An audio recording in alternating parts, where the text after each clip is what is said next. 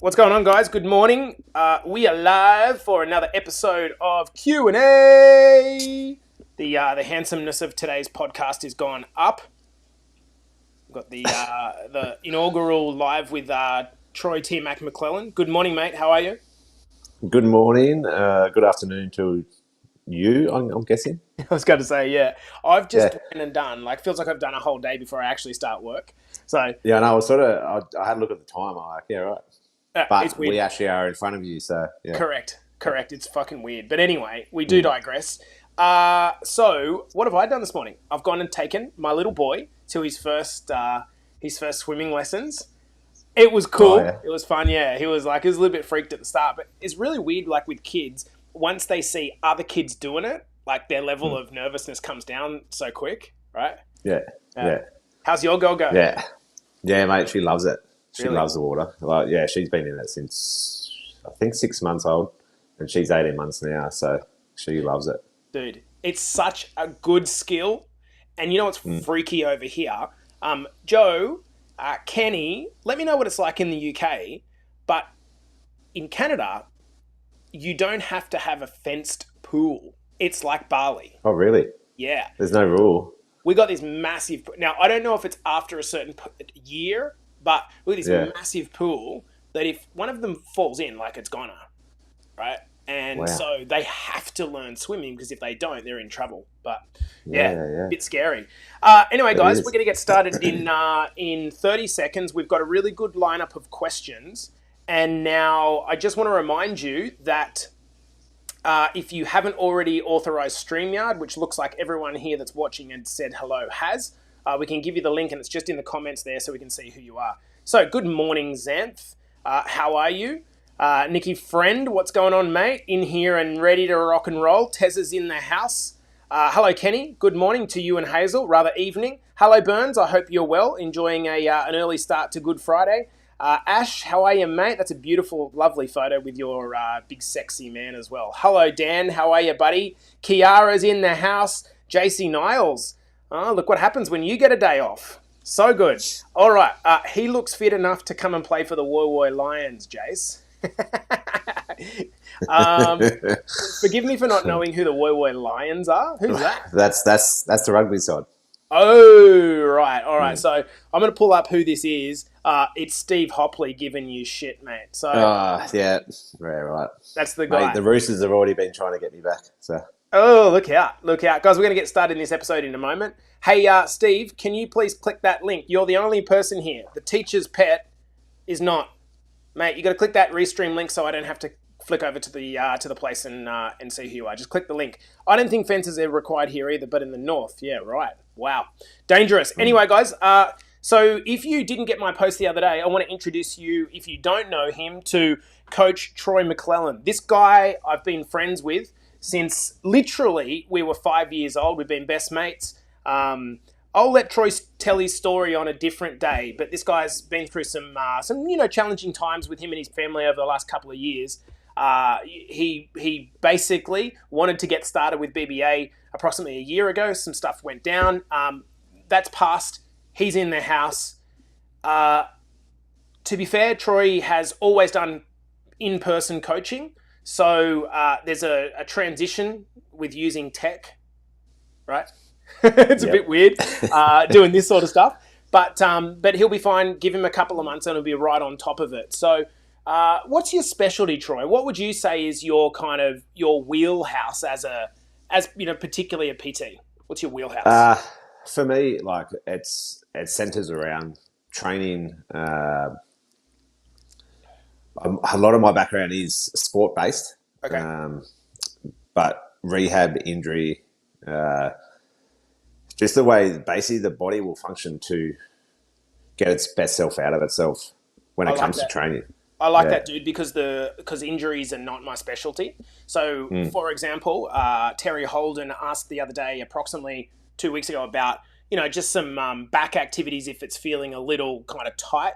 That's your wheelhouse. So it's really, really good. The reason, aside from being my mate who I trust endlessly, it's great for BBA, both men and women, because we need a person that, injury rehab. The reality is if you're over 40, you've got an injury, right? If Yeah. you don't have an injury, then you haven't been pushing hard enough for your life. Everyone's over 40. I've got injuries, you've got injuries. It's the way it works. And so it's not about not training because of your injury. It's about how to safely train. How to train. Yeah. Around your injury. So, Exactly. Guys, if you haven't already, after this, join Troy, send him a friend request. Let's get him known inside the academy. And without further ado, let's get stuck into today's Q&A. I'll actually let you take the first question, Troy. I'm going to assume this hasn't been asked by a woman. How can I get a wider, thicker back? Thoughts on that? Well, it's, that comes back to a few things. It's depends where the person is in their journey. You don't want to just go, all right, I want a wider back, and then just focus on that. So your body will work together. So it's getting the right program for building up muscle. That's going to be the biggest thing. So I guess what you're saying about the timing is that if someone's coming in and they're just like they're new to training, I want a wider back, they're going to create imbalances if they start doing it. Exactly. Yeah. If they overload that one muscle, then everything else is going to just fail. But the thing is too, is you actually won't get a bigger back because your other muscles are weaker as well. So there's always a secondary muscle that's going to work with you when it comes to exercise. Okay. So if you're in a good spot and you're at a point where you're like, yep, like we want to work this out, then it's basically just how you set your program for when you're doing back. Okay, so what would you say are the, say, 2 to 3 non-negotiable exercises that have to be in a solid back routine? We're doing your bigger, wider muscles. So your lats, your traps, your rhomboids, like they all work in together, like off your scapula there. So lat pull downs, seated rows, they're sort of the 2 bigger ones through there. And with that, variations are key to it. And then it's basically comes back. Yeah, different angles. Yeah. So, and then it comes back to your form. Okay. That's a huge thing. So if you could be doing all these exercises, but if you aren't doing it in the right way and getting the stretch in the muscle and getting the contraction of the muscle, it's like nothing's going to happen. Well, that's true of any type of hypertrophy training. If you're not, the one very simple way to understand it, guys, I think is this: if you want to train for strength and power, then you're thinking about get the movement up, get it up in all costs, right? So Kiara, for example, is in the powerlifting game. That's her wheelhouse. You're not slowing down, doing time under tension, making it perfect form. That's not your goal. If you're trying to train for better composition, and I mean, here we said a wider, thicker back, which seems to be isolating of most women. What we mean is training for better composition. You need to be thinking about squeezing the target muscle as opposed to just moving the weight through space. Okay. Yeah. If you're doing let's talk about a probably the most basic exercise you can do for your lat, and that is a pull down, a wide pull down. Yeah. So many people are swinging into the movement. They're gripping the bar too tightly, and it's kind of coming all into their biceps as they pull down. If you want to work the lats properly, you need to be thinking first, what muscle am I trying to use here? And if it's a pull down, you're basically trying to do these winged muscles here. So you need to be thinking about driving your elbows down and really just squeezing that muscle on the way down. If you're using momentum to rip things, it's just like you're taking the tension off the target muscle and moving it with momentum. Yeah. A big thing, like if I have my arms up like this and I actually just pull down through my lat, I am actually going to use that through there. Yes. But the good thing is if I'm up like this, go off your scapula, and then what I actually do is I'm going to squeeze down through. See how my arms are coming down? Mm-hmm. That's just through my back.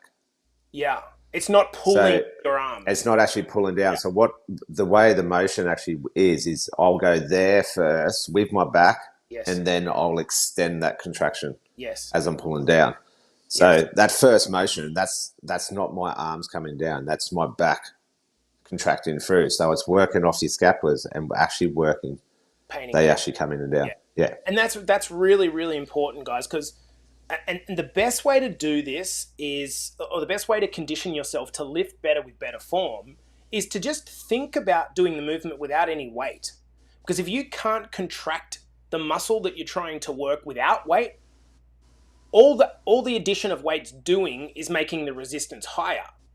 As an example, let's talk about a leg extension where when we're in the seat like this and we're extending our leg. If when you're just sitting in a seat, you can't think about contracting your quad muscle, then you can't do a leg extension effectively when you've added weight onto it. So really, this is what was meant by the mind-muscle connection. And for me, coming back to the question before we move on, how can I get a wider, thicker back? For me, the big thing is not just the exercises you choose, that's part of it. Yeah. The more important part, as Troy started out with, is actually engaging the back and not taking all the tension through the triceps, creating too much movement, pushing through the legs. It's actually isolating the back and lats muscle. Yeah. And that goes for anything. For any movement. Okay. Can I lose weight without doing intense exercise? I'm asking because I feel if I overextend myself, I'll give up. I think this is a really great question, guys. What is the number one determinant of whether you get success or not in your transformation? The number one determinant is a word starting with A, and it's called adherence. And this just basically means, are you doing the thing that you're meant to be doing? You can have the best program in the world, but if you don't do it because it's too intense, it's too overwhelming, best program in the world is absolutely fucking useless because you're not doing it. So what you'd be far better to do is start slower and stick to what you can do. And as you get more confident, start to build that up. If you go from where you are now to completely outside of your comfort zone, you enter what's called the terror zone, and you realize I'm just overwhelmed, so you bounce straight back to the comfort zone. We want to do this in graduated steps.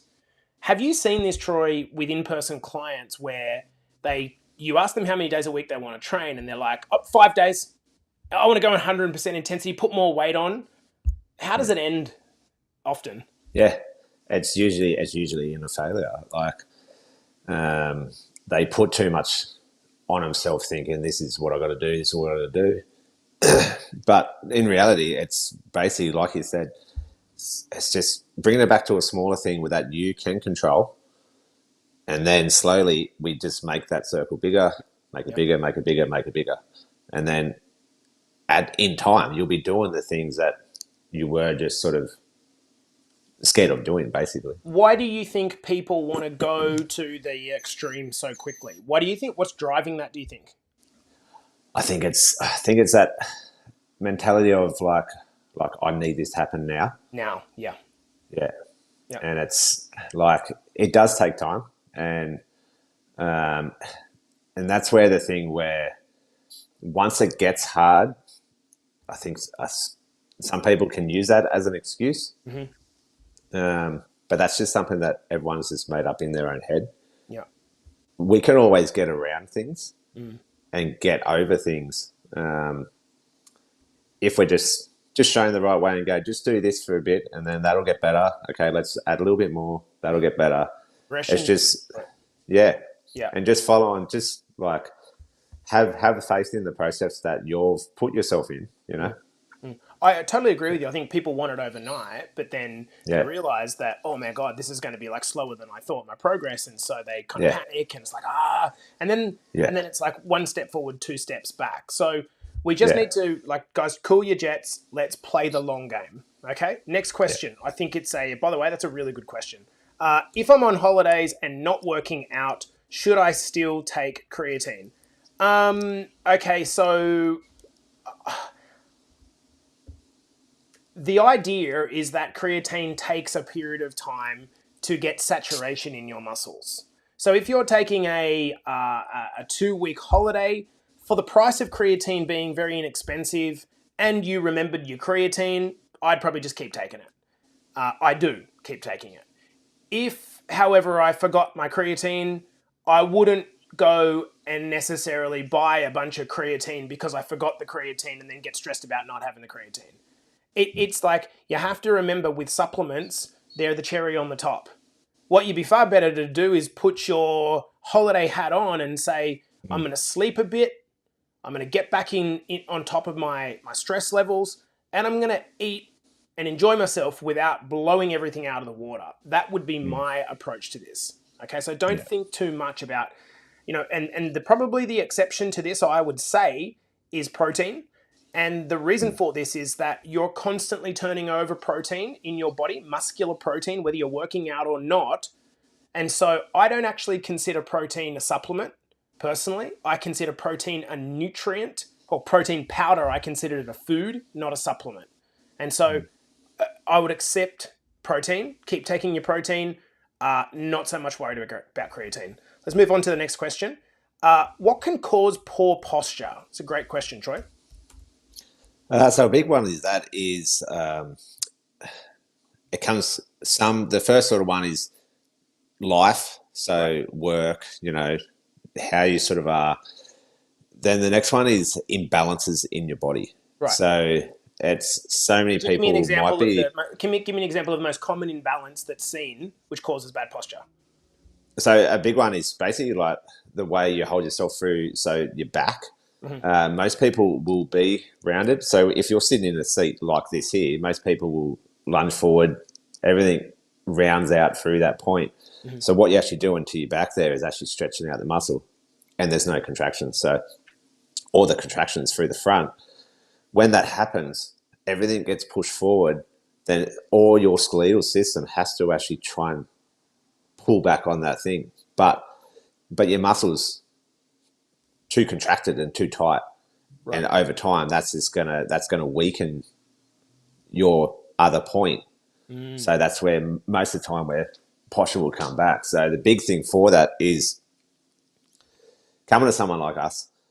I can actually sit there and look at your body, and you can see where the alignments are, and then it's just small little tweaks. Like there's so easy little steps. But it comes back to that mind. Yep. So your mind just goes into it and just goes, oh, hang on. Yeah, no. Pull your shoulders back, sit back, through that point there.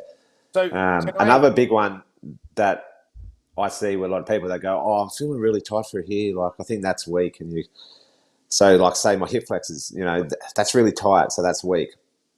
That's not the actual problem. Right. That would be your posterior chain, and it could be your hamstrings. Yes. That could be falling through your back. Then that will become tight for your hip flexor. Yes. Because that's trying to help the situation. And the hip flexors, trying to compensate for issues happening lower down. Yeah. So in your mind, you're like, oh, hang on, that's out of line. So you try to help that, which in turn worsens the problem. Yes. So I really want to get this point about posture, because I think it's a really good thing that you raise. So you and I spend the majority of the day, if we're at a computer, and probably half of you guys do, maybe 2/3 of you guys do, in this position, right? So you're in a slightly forward position. So think about the base of your back, the lower back is tilted forward. Your shoulders are forward because you're typing on a keyboard or using a phone. Your neck is slightly bent because, generally speaking, you don't stick your computer up there. You kind of put it down here. So everything's closed in, right? Then we go to the gym. And we go to the gym, and I want you to think about, what are your favorite exercises at the gym? They're likely the ones that you can see yourself doing in the mirror. Okay? For a guy, chest. For a woman, particularly legs. And of course, I'm generalizing. So think about what movements we're doing here. If it's the chest with men, we're doing movements which cause the chest to get bigger and pull forward further. So we spend all day like this, then we go do chest press and shoulder press, movements that are actually causing us to come in more, which is why you see people like this. To any of you that have done a push-pull routine, the point of doing a push-pull routine is so that you're thinking to yourself, it's as important to open myself up as it is to use my chest in pushes. we're coming off the back of talking about back movements. And the reason why back training is so important is because I can't actually think of a back movement that's not a pulling movement, right? So back movements are the opposite of push movements where they cave you in. Back movements open you up. We want to get in that habit of opening the chest cavity up and pulling our whole body back up. And when we do that, we're strengthening the muscles on both sides of the body, not just the anterior chain, but as Troy put it, the posterior chain, which is the rear of the body, the ones that we can't see in the mirror. So think about it this way. For every set of bench press that you do, you should really be doing some form of rowing activity, which equates the volume to make sure that you're rowing, you're opening yourself up as much as you're closing yourself down. Does it make sense, guys? I think a good thing would be for if someone does feel like they are out of posture, is having a day in their program that they are doing some mobility exercises. And working through that there. So it takes a bit of time if you are already out of balance, but getting some mobility movements. Can I ask you, is there like 2 or 3 really good, now I'm not talking about mobility program, I'm talking, do you think there's 2 or 3 mobility movements that would really be helpful if they were done like frequently, numerous times a week? Yeah. So there is a couple that you do, like especially for your lower back, like most posture problems will end up into the lower back because that's that midpoint. Yes. So getting down on your stomach, getting that stretch through, because most of the time you're actually getting pulled forward when people are out of posture. From the tilt point being the lower back. Yeah. You're talking about like the cobra position. So working through there and then going into like a pigeon sort of stance where your front leg is bent and then you come through. I'd have to show you in an exercise to actually explain it, but yeah. Okay, maybe we should do that then, guys.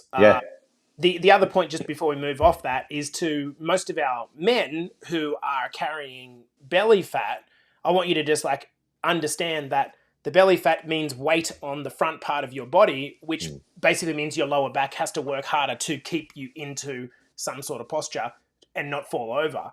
And so one of the biggest benefits, aside from a spike in your energy, of losing weight is that your posture typically improves and your back pain goes away because you're now not like a pregnant woman that's carrying around baby on the front everywhere she goes, which is, of course, why pregnant women get back pain. Let's continue on. What is the best cardio exercise? Okay, so, and good morning, Jeff. How are you, mate? Please authorize Restream, Jeff. What is the best cardio exercise? The answer is going to be, depends on what you mean by best and what you're trying to do. Troy, answer that for me. If you're a guy that's pretty deconditioned or a girl that's pretty deconditioned and you're 20 kilos overweight, what do you think is the best form of cardio? It's just movement.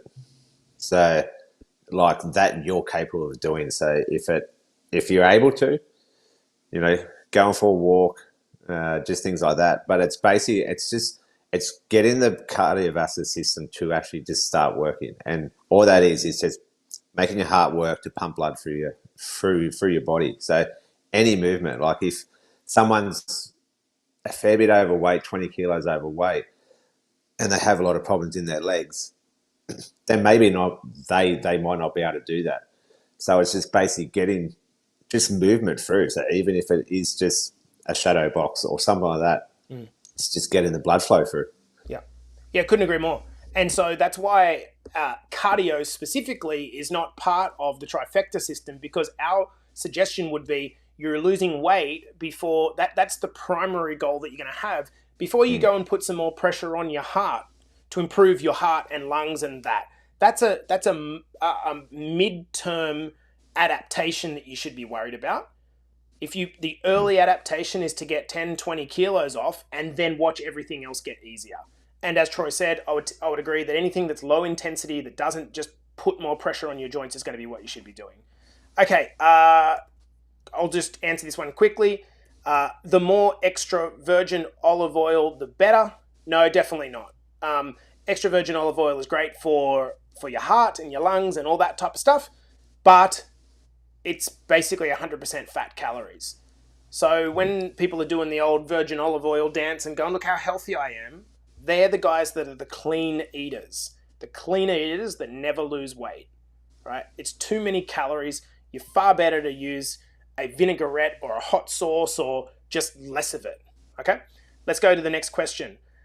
One of the struggles that I have is that I crave variety, which feels like it makes it hard to be consistent. Do you have any suggestion on how to approach that?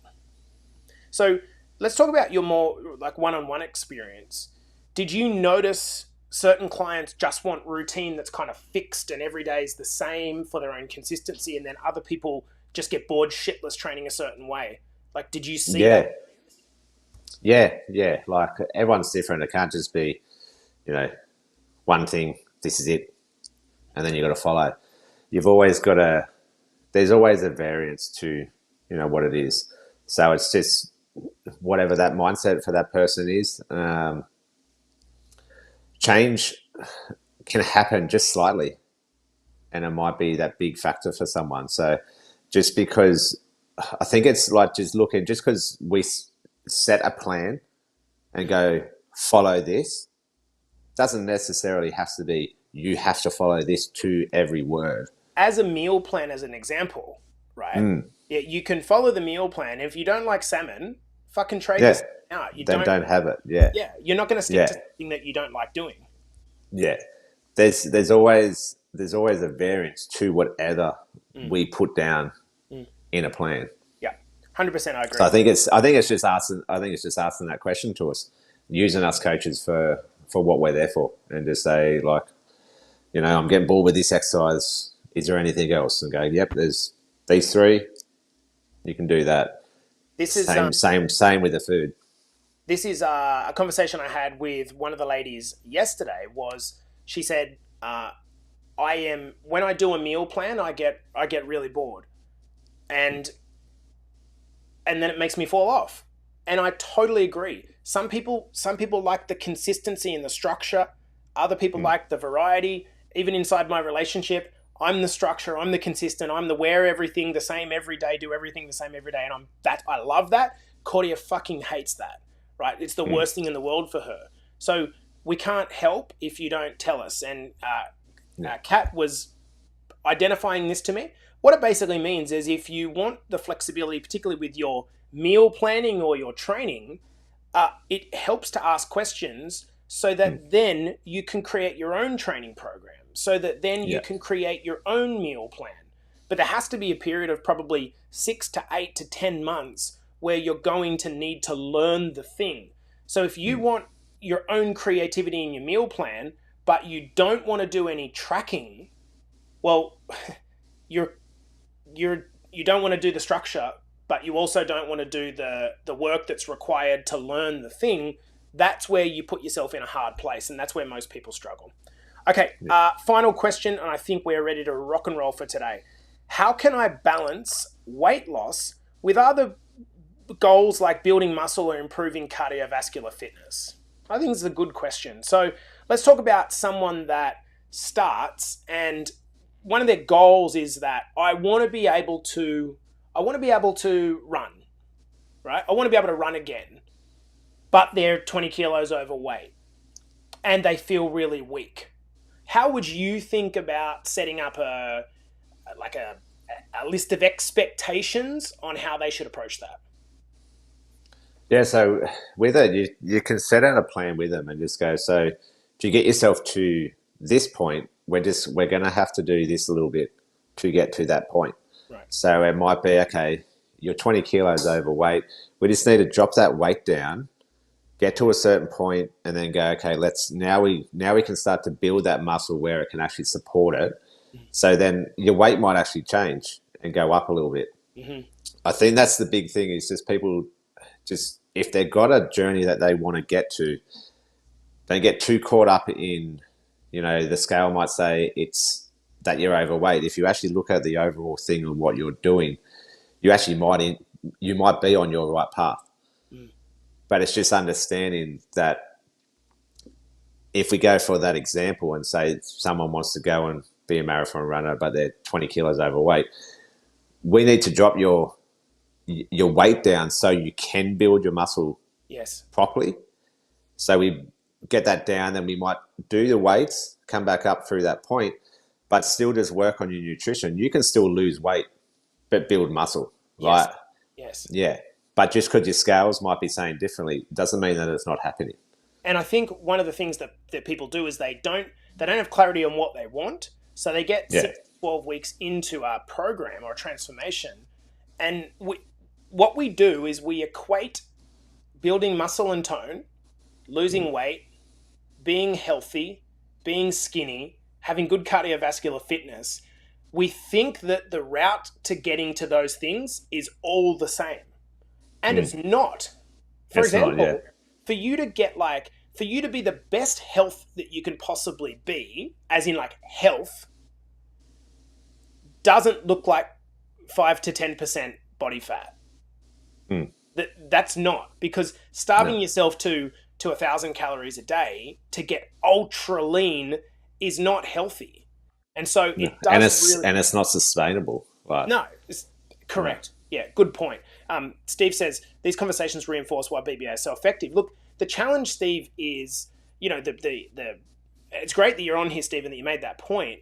The challenge is getting the people that are struggling to attend these sessions, because, like, look at Nick Friend. Nick Friend he's lost 30 kilograms. He looks unbelievable. He's here asking questions, yet he's probably the person in the entire both academies that needs to be here the least.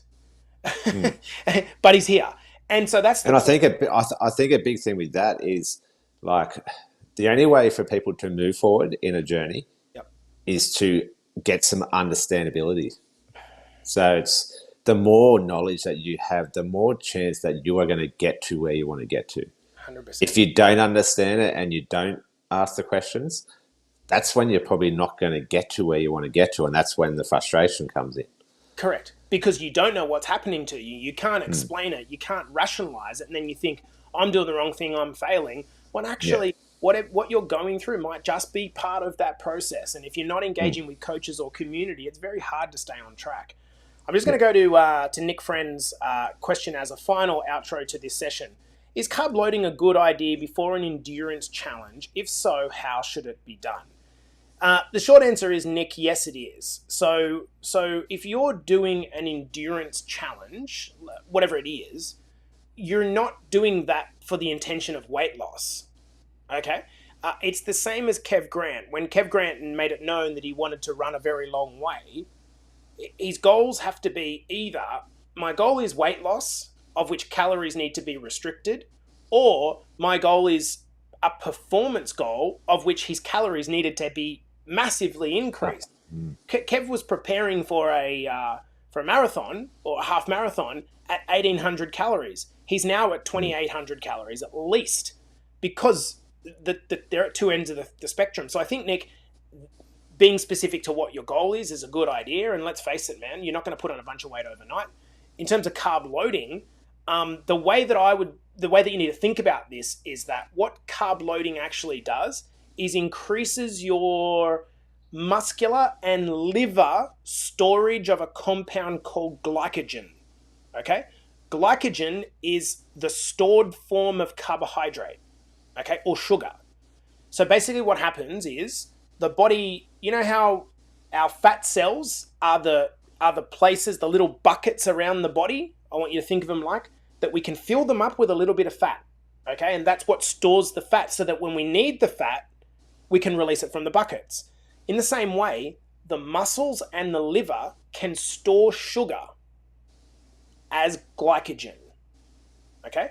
Glycogen is only found in animals, and glycogen is the animal version of fiber. Fiber is just very stored carbohydrate in plants that gives it its structure. Glycogen is stored form of carbohydrate or sugar in animals. So what the idea is here, Nick, is to top up your body's storage forms of sugar so that when you have the event, you have the sugar. Okay? In terms of a protocol, look, I would have to look deeper into this, but I wouldn't personally overcomplicate it. If you're in BBA, it's highly likely that depending on where your calories are relative to your reverse diet, if you've been on the way down, which you shouldn't have been by now, you should be restricting calories, 40% protein, which means your carbs are probably going to be 25 to 30%, which is not going to be enough for you to carb load. By the time you're back at 2,500, 3,000 calories, you keep your protein level the same, but your carbs and fat tend to go up, which basically means that you should have quite a good amount of carbohydrate already. And so as long as you haven't been doing crazy amounts of cardio in the lead up to that, then what I would do is probably 3 days out, just start increasing the actual carbohydrates that you're doing, particularly of a more complex form. So what I mean by that is brown versions, black versions of carbohydrates, not white versions. Because the white versions are going to be the ones that are going to be broken down easier. I could probably get you a protocol from the Australian Sports Nutrition Foundation or something like that. Maybe just let me do that, Nikki, because it's a good question. Yeah, between 2,500 and 3,000 calories, you probably got a good amount of carbohydrates coming into your body anyway, because if you're at 200 grams of protein, 200 grams of protein times 4 calories per gram, I'm losing people here and that's fine, is 800 calories. And if you're at 3,000 calories, Nick, that means that you've got 2,200 calories left towards carbohydrate and fat, and you're probably at 50, 60, 70 grams of fat, which basically means you've got 150 to 200 grams of protein.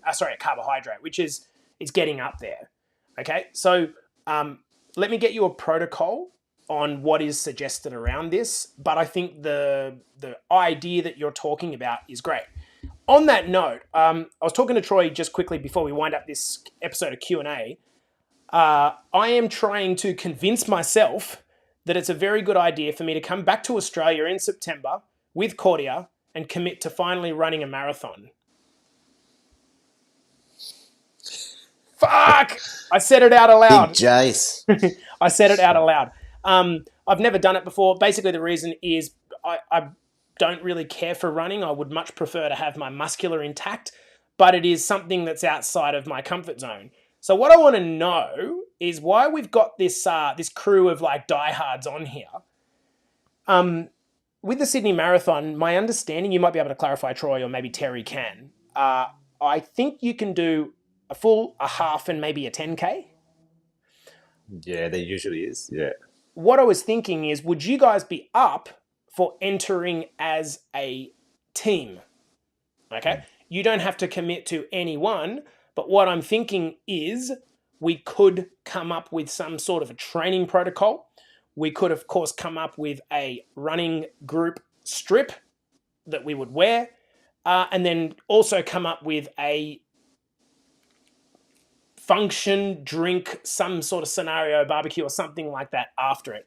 It's a pretty expensive thing for me to have to come and bring 2 kids and a wife and to come back just to run a marathon. But hey, you know what? We were thinking that as an idea, as like a client day, it'd be fucking cool. And you could just commit to whatever you wanted to, whatever level that you thought was a good fit for you. So if you thought you know what, I'd love to run a marathon. Well, you've got 5 months to practice. It's in September. If you reckon a half marathon's in your wheelhouse, or if you just want to walk 10Ks, that'd be pretty cool as well. So let us know in the comments. I think a lot of people are going to be slow to commit to this one. I'm trying. It is Good Friday here too, mate. So that's it. Everyone's probably like, Everyone's like, fuck you, Jace. I'm just about to have my first beer. So yeah, Steve says in for sure. Nikki says in. Jason Niles, mate, you'll be absolutely there by then. Terry says I'm in for a half. Just a halfie, Tez. Typical mate, need some Viagra. Ash Shonta says I would 100%. I know that a lot of the girls would kind of follow suit. So maybe an idea to pad out. Look, I'm going to shut the fuck up. Good first rodeo, Troy. As you can see, guys, this guy comes from the highest level of training background. So I think it's a great addition. For all of you that are entering Good Friday, I hope you have a beautiful, beautiful day and weekend with your family. Please stay safe. Drive safe on the roads. We don't need anything happening to you guys. Love you guys. We'll chat soon. See you guys.